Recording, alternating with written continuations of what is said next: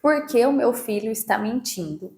Primeira coisa, é normal a criança passar por uma fase em que ela mente. Só que como que a gente pode ajudar essa criança a entender que mentir é errado, que ela precisa falar a verdade? Primeira coisa, quando a criança mente, ela já tem uma noção do que o que ela fez é algo que os pais não permitem que ela faça, algo que é considerado errado. Então, só dela mentir, ela já consegue entender o que é certo e o que é errado. Tanto é que crianças muito pequenas, quando a gente pergunta as coisas, eles já falam a verdade automaticamente. Por exemplo, uma criança de 2 aninhos, porque eles ainda não têm aquilo de mentir, se eu falar isso, vai brigar comigo porque eu sei que é errado. Então, primeira coisa, você sabe, por exemplo, seu filho mais velho deu um chute no pequeno. Você viu. Você não vai chegar e falar assim, você chutou o seu irmão? Porque na hora ele vai falar, não, você vai falar, eu vi que você chutou o seu irmãozinho, o que está acontecendo aqui? A gente vai abordar dessa maneira, porque quando você já chega e fala que você viu aquilo, a criança vai parar e pensar, opa, não vou mentir, e você vai estar acolhendo ela primeiramente, você não vai chegar acusando a sua criança, não vai chegar com um tom de voz assim, por que você empurrou o seu irmão? Não, você vai falar, você empurrou o seu irmão, por que você empurrou o seu irmão? Aí a sua criança, às vezes, ela vai começar a chorar alguma coisa, aí você fala, vai aquele método que eu sempre falo para vocês aqui. Se o seu irmão fizer isso com você, você vai gostar? A gente sempre tenta trabalhar dessa forma.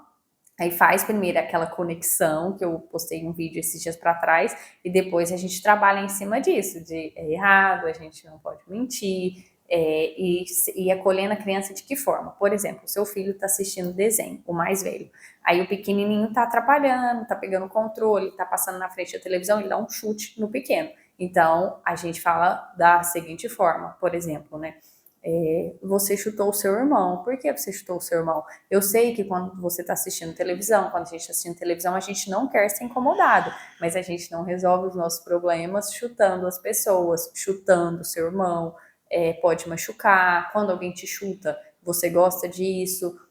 A mamãe, o papai não chuta as pessoas, a gente não chuta ninguém, a gente não chuta os animais, não é assim que a gente resolve. Dessa forma que a gente faz e sempre trabalhando em cima disso. E sempre falando a verdade, isso é muito importante porque os nossos filhos se espelham na gente. Então a gente não pode falar para a criança que mentir é feio, mentir é errado se a gente mente. Então é normal a criança passar por essa fase, geralmente eles têm aquilo na hora de falar não, porque eles sabem que é algo que a família não aceita, um comportamento inaceitável, por isso que eles fazem isso. Então, quando a gente já chega com a afirmação, você chutou o seu irmão, o que aconteceu? Eu sei que o seu irmão está te incomodando, mas a gente não resolve o problema assim. E outro exemplo também, por exemplo, a sua criança deixou quebrar alguma coisa e ela não te falou, ela simplesmente juntou aquilo ali, por exemplo, um copo de vidro, seu filho tem 6 anos, ele juntou aquilo ali, jogou no lixo e pronto, e acabou, mas você sabe que ele quebrou o copo. Então, como você vai abordar ele? Fulaninho, você quebrou o copo, você juntou o caco e jogou no lixo. Só que isso não pode acontecer, porque você poderia ter se machucado, o caco ainda tá aqui, alguém pode pisar, você pode pisar e machucar. Então, não tem problema você quebrar o copo, mas você precisa juntar isso daqui, falar pro papai e pra mamãe, a gente juntar junto com todo o cuidado e tá tudo bem, não tem problema isso, porque muitas vezes também a forma como a gente aborda a criança frente a alguns comportamentos. Então, por exemplo, se alguma vez ela quebrou alguma coisa, você falou, nossa, você quebrou isso, a criança tem aquele impulso de esconder depois. Então, é muito importante a gente prestar atenção nisso. E o fato da criança mentir em alguns momentos, isso vai acontecer, isso faz parte do desenvolvimento da criança, mas claro que a gente, como pais, a gente precisa intervir nisso, porque mentir é errado.